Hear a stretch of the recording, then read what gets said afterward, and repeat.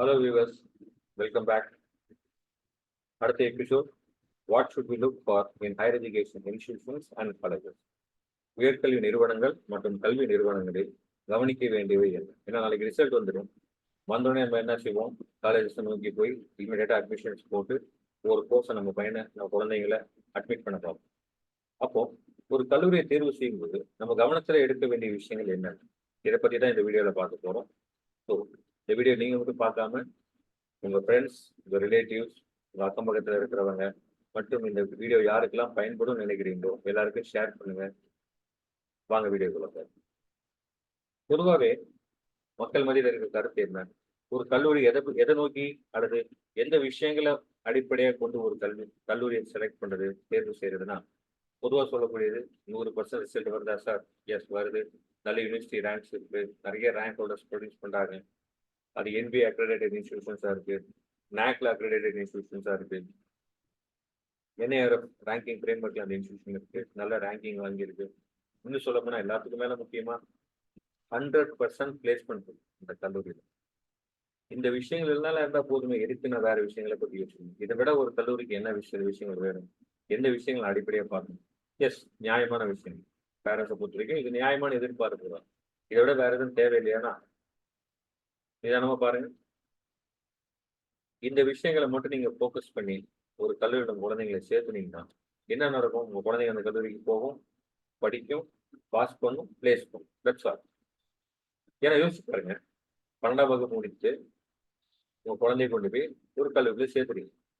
அப்போ அந்த குழந்தைகளுக்கு கொண்ட மனநிலைமை என்ன, அவங்களுடைய மெச்சூரிட்டி லெவல் என்ன, அவங்களுக்கு என்ன மாதிரியான கேரக்டரா இருக்காங்க, என்ன மாதிரியான பர்சனா உள்ள போறாங்க, 4 வருஷம் கழிச்சு வெளியே வரும்போது அவங்களுடைய ஹோலிஸ்டிக் டெவலப்மெண்ட் இருக்கு, முழுமையான வளர்ச்சி எப்படி இருக்கு, ஹோலிஸ்டிக்கா அவங்க கிட்ட என்ன டெவலப்மெண்ட் இருக்கு, அதை பார்க்கணும் இல்லையா?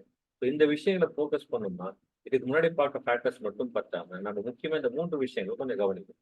இந்த 3 விஷயங்கள் தான் KCC என்று சொல்லப்படக்கூடிய knowledge transfer, career guidance and character building. இந்த 3 விஷயங்களும் முழுமையான வளர்ச்சி அடையும் போது, 3 விஷயங்களுக்கும் ஒரு எக்ஸ்போஸ் இந்த கல்லூரியில் கொடுக்கப்படும் போது நம்ம கண்டிப்பா நம்ம குழந்தையுடைய முழுமையான வளர்ச்சியை நம்மளால பார்க்கணும்.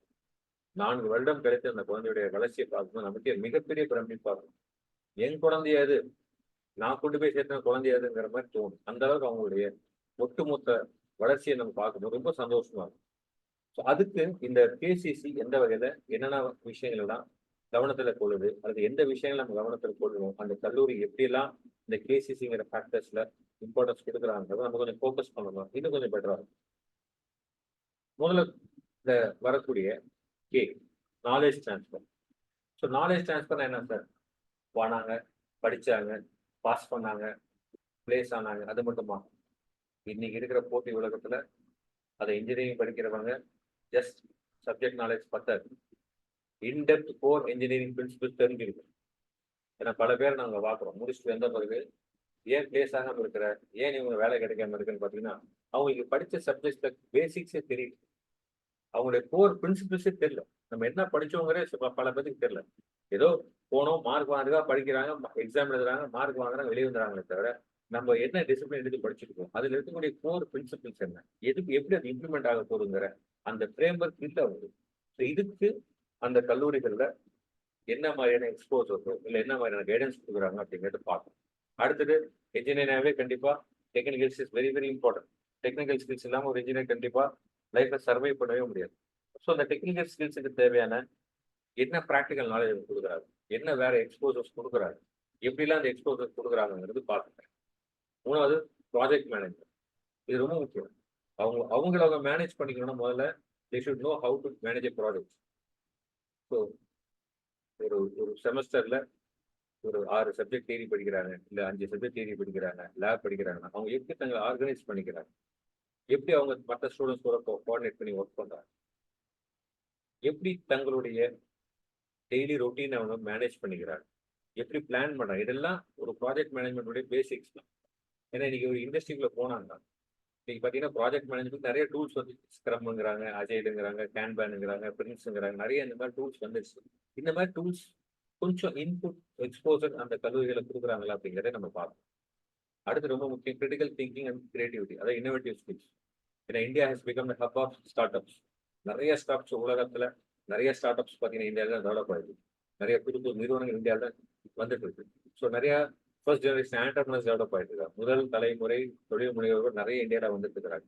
அப்போ அந்த கிரிட்டிக்கல் திங்கிங் கிரியேட்டிவிட்டிக்கு என்ன மாதிரியான எக்ஸ்போசர் அந்த கல்லூரியில் இருக்கு, என்ன மாதிரி ஆப்பர்ச்சுனிட்டி அந்த கல்லூரிகளில் கொடுக்குறாங்க, இதை பார்க்கணும். தென் ப்ரொஃபஷனல் டெவலப்மெண்ட். இதுக்கு முன்னாடி நான் சொன்ன அந்த பாயிண்ட்ஸ் எல்லாமே அதில் வரும். இந்த கேன்பேன் சொன்னோம்ல, அதெல்லாம் பார்த்தீங்கன்னா ப்ரொஃபஷனல் டெவலப்மெண்ட்டுக்காக தான். ஸோ இன்னைக்கு மாறிக்கிட்டு இருக்கிற இந்த டைனமிக்காக இருக்கக்கூடிய வேர்ல்டில் how should I develop my self in my profession, எப்படி அடுத்தடுத்து என்ன டெவலப் பண்ணிக்கிறது, என்னென்னலாம் லேர்ன் பண்ணணும், என்ன சேஞ்சஸ் ஏற்படுது, அந்த சேஞ்சஸ் எப்படி இம்ப்ளிமெண்ட் பண்ணி how should I inculcate that with me, அந்த விஷயம் தான் ப்ரொஃபஷனல் டெவலப்மெண்ட்ங்கிற கான்செப்ட் வரும். அடுத்தது பிசினஸ் ஆக்டிவிட்டி. ஒரு விஷயத்தை அணுகிற முறை பிசினஸ் ஆக்டிவிட்டியோட அணுகும் போது அந்த கண்ணோட்டமே வேற மாதிரி இருக்கும். கடைசியாக வரக்கூடியது ப்ராப்ளம் சால்விங் ஸ்கில்ஸ். ஒரு பிரச்சனையை தீர்வு காணக்கூடிய அந்த ஸ்கில்ஸ் ரொம்ப முக்கியம். இந்த விஷயங்கள் எல்லாம் உள்ளடங்கியதான் நாலேஜ் டிரான்ஸ்ஃபர் இருக்குது. இதுக்கு அந்த கல்லூரிகளில் எந்த மாதிரியான பேக்கிங் அப், எந்த மாதிரியான சப்போர்ட், கைடன்ஸ் இல்லை எக்ஸ்போசர்ஸ் கொடுக்குறாங்க அப்படிங்கிறத நம்ம ரொம்ப கவனமாக பார்க்கணும். அடுத்தது கரியர் கைடன்ஸ். கரியர் கைடன்ஸ் மனசை படிச்சுன்னு வரக்கூடிய பிளேஸ்மெண்ட் தான் ரொம்ப நல்லது. இந்த கல்லூரியில் பார்த்தீங்கன்னா வருஷத்துக்கு 40 லட்சம் ரூபாய் சம்பளம் வாங்கி கொடுக்குறாங்க. என் பையனுக்கு 30 லட்சம் சம்பளம் வாங்கி கொடுக்குறாங்க ஒரு வருஷத்துக்கு. எஸ், எக்ஸலன்ட், தப்பே கிடையாது. ஆனால் கொஞ்சம் நிதானம் யோசிச்சு பாருங்க. எவ்வளவு சம்பளம் ஆனாலும் we are going to work for a private corporate company. ஒரு தனி முதலாளிக்கோ ஒரு தனி குடும்பத்துக்கோ ஒரு முதலாளிக்கு கீழே நம்ம ஒர்க் பண்ணோம். அதே நம்ம தப்பு கிடையாது. இன்னைக்கு 90% பிளேஸ்மெண்ட் உங்களுக்கு வந்து பிரைவேட் பிளேஸ்மெண்ட் தான் கிடைக்கும், அது தப்பு கிடையாது. But at the same time ஏன் நம்ம மாற்றி யோசிக்கூடாது? நம்ம கண்ட்ரியில பப்ளிக் செக்டர் கம்பெனிஸ் எவ்வளவோ கம்பெனிஸ் இருக்கு. ஸோ பிளேஸ்மெண்ட்ஸ் பிரைவேட் பிளேஸ்மெண்ட் கிடைக்கிறது ஆப்பர்ச்சுனிட்டிஸ் கிடைக்காது தான், நான் இல்லைன்னு சொல்ல வரல. இருந்தாலும் இதையும் நம்ம யோசிக்க வேண்டிய கட்டாயத்தில் இருக்கும். ஏன்னா நம்ம நாட்டில் இருக்கக்கூடிய அரசாங்கம் உருவாக்கி கொடுத்துருக்கிற அந்த private sector companies, public sector companies நம்ம ஒர்க் பண்ணோம்னா அதுல இருக்கிற எக்ஸ்போசரும் அதுல இருக்கிற டெவலப்மெண்ட்டும் ரொம்ப டிஃப்ரெண்டா இருக்கும். லைஃப் வேற மாதிரி இருக்கும். நிறைய கிட்டத்தட்ட மோர் தென் ஹண்ட்ரட்ஸ் ஆஃப் கம்பெனிஸ் இருக்கு. அதுல எவ்ரி இயர் பிளேஸ்மெண்ட்ஸ் நடக்குது. பிளேஸ்மெண்ட்ஸ்னா ரெக்ரூட்மெண்ட் நடக்குது. பாத்தீங்கன்னா இப்ப கவர்மெண்ட் என்ன பண்ணிருக்காங்கன்னா இந்த காமன் பப்ளிக் செக்டர் பிளேஸ்மெண்ட்ஸுக்கு பார்த்தீங்கன்னா கேட் எக்ஸாம் வந்து ஒரு கிரைட்டீரியா ஃபிக்ஸ் பண்ணி வச்சிருக்காங்க. ஸோ அந்த எக்ஸாம் கிளியர் பண்ணுறதுக்கு இல்லை அந்த எக்ஸாமுக்கான எக்ஸ்போசர் இல்லை இந்த மாதிரி ஒரு பப்ளிக் செக்டர் கம்பெனியில் நுழையத்துக்கு என்ன தேவைங்கிற அந்த ஐடியா கொடுக்குறாங்களா, அதை கொஞ்சம் பாருங்க. At the same time public sector மட்டும் இல்லாமல் குரூப் சர்வீசஸ் யோசிச்சு பாருங்க. UPSC, SSC, TNPSC, RRB, IBPS எல்லாம் எவ்வளோ பெரிய விஷயங்கள். உங்க குழந்தை யூபிஎஸ்சியில் போய் ஒரு ஐஏஎஸ் எக்ஸாம் பாஸ் பண்ணிட்டு உங்க ஊருக்கே கரெக்டாக வந்தாங்கன்னா எவ்வளோ பெரிய விஷயம். ஏதோ ஒரு பிரைவேட் செக்டர் கம்பெனியில் ஒர்க் பண்ணுறதுக்கும் உங்க ஊர் கரெக்டாக வரதுக்கும் எவ்வளோ வித்தியாசம் இருக்கு. அதுக்கு கிடைக்கிற கௌரவம், அந்தஸ்து, மரியாதை கொஞ்சம் யோசிப்பாங்க. ஸோ அரசாங்க நிறுவனங்களிலும் பொறியாளர்களுக்கு நிறைய வாய்ப்புகள் இருக்கு.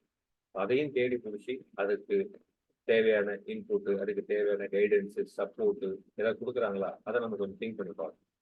அடுத்து ரொம்ப முக்கியமா ஏற்கனவே சொன்ன மாதிரி India is become the hub of startups. அப்போ ஆண்டர்பிரினர்ஷிப் மைண்ட் செட்டுக்கு ஏதாவது சப்போர்ட் கொடுக்குறாங்களா, தொழில் முனைவராக மாறதுக்கு உண்டான கைடன்ஸு, சப்போர்ட்டு ஏதாவது அதுக்கு உண்டான ட்ரைனிங்ஸ் கொடுக்குறாங்களா, அதையும் நம்ம நோட் பண்ணி பார்க்கணும். கடைசியாக வரக்கூடியது கேரக்டர் பில்டிங். இது ரொம்ப முக்கியம். எல்லாருக்கும் கேரக்டர்லாம் ஒன்றும் பண்ண முடியாது. Character is very very essential for a child. அந்த கேரக்டர் பில்டிங்ல என்ன நம்ம மெயினாக பார்க்கணும்? எத்திக்ஸ் அண்ட் மாரல் வேல்யூஸ் நீங்க சுத்தமா இல்லை, குறைச்சிட்டு வருது சொல்ல போனோம். குழந்தைங்க மத்தியில எத்திக்ஸ் அண்ட் மாரல் வேல்யூஸே இல்லாமல் போயிட்டு இருக்கு. ஸோ அதுக்கு என்ன எக்ஸ்போசர் கொடுக்குறாங்க, அதுக்கு ஏதாவது ஸ்பெஷல் ப்ரோக்ராம்ஸ் நடத்துறாங்களா, ஏதாவது அதுக்கு சிலபஸே வச்சிருக்காங்களா? இன்னைக்கு அண்ணா சில சிலபஸ் கொண்டு வந்துருக்கிறாங்க. இருந்தாலும் அந்த இன்ஸ்டியூஷன்ல அது எந்த அளவுக்கு கொண்டு போகிறாங்க. அதே மாதிரி கான்ஃபிடன்ஸ் லெவல் பூஸ்ட் அப் பண்ணுறது. கான்ஃபிடன்ஸ் லெவலே இல்லை குழந்தைங்களுக்கு. சின்ன விஷயம், சின்ன சின்ன ஏமாற்றங்களை, தோல்விகளை கூட தாங்கிக்கிற மனப்பக்குவம் குறைஞ்சிட்டு வருது. ஸோ அந்த கான்ஃபிடன்ஸை பில்டப் பண்ணும். பாசிட்டிவ் ஆட்டிடியூட் அது ரொம்ப முக்கியம். பாசிட்டிவ் ஆட்டிடியூட் இருந்துச்சுன்னா ஒரு தோல்வியை கூட ஒரு பாடமா கத்துக்கிற ஒரு மைண்ட் செட்டாக மாறும். ஸோ பாசிட்டிவ் ஆட்டிடியூட் டெவலப் பண்ணது எப்படி? கம்யூனிகேஷன் ஸ்கில்ஸ் டெவலப் பண்ணது. கம்யூனிகேஷன் ஸ்கில்ஸ் ஆங்கிலத்தில் பேசுறது மட்டுமே இல்லை. You should know to express your thoughts. நீங்க உங்க மனசுக்குள்ள இருக்கிற சிந்தனையை, உங்க கருத்தை முன்னாடி இருக்கிற பர்சனுக்கு தெளிவாக புரியுற மாதிரி பேசணும். அதுதான் communication skills. Team work collaboration. இன்னைக்கு தனிமரம் தோப்பாகாது. நீங்க every one has to collaborate each other. எல்லாரும் ஒரு டீமா, ஒரு குரூப்பா, ஒரு சொசைட்டியா தான் ஒர்க் பண்ண வேண்டிய கட்டாயத்தில் இருக்கு. அப்போ டீம் ஒர்க் கொலாபரேஷன்ஸுக்கு என்ன விதமான எக்ஸ்போசர் கொடுக்குறாரு? அடாப்டிவிட்டி அண்ட் ஃபிளெக்சிபிலிட்டி சொன்ன சேஞ்சஸும் சொன்னோம். மாற்றம் உண்டே மாறாது. ஸோ டைனமிக்கா வேர்ல்டு சேஞ்ச் ஆயிருக்கு. நிமிஷத்துக்கு நிமிஷம் வேர்ல்ட்ல சேஞ்சஸ் ஏற்பட்டு போது அந்த சேஞ்சஸுக்கு ஏற்ற மாதிரி தன்னை அடாப்ட் பண்ணி ஃபிளெக்சிபிளா இருக்கக்கூடிய அந்த மனப்பக்குவம் குழந்தைகளுக்கு கற்றுக் கொடுக்குறாங்க. தென் பேசிக் காமன் சென்ஸ் இதுவுமே குறைஞ்சிட்டு வருது. பொலிட்டிக்கல் அவேர்னஸ் இது ரொம்ப முக்கியம். பொலிட்டிக்கல் அவேர்னஸ்னா பொலிட்டிக்கலா தெரிஞ்சுக்கணுங்கிறது இல்லை. அதாவது போய் அரசியல போய் எலெக்ஷன்ல நிக்கணுங்கிறத இல்லை. இன்னைக்கு பாருங்க, ஓட்டு போடாம எவ்வளவு பேர் அதை ஒரு ஹாலிடேவா எடுத்துட்டு என்ஜாய் பண்றவங்க இருக்கிறாங்க. இது ரொம்ப தப்பு. சமூக அக்கறைங்கிறதே குறைஞ்சிட்டு இருக்கு.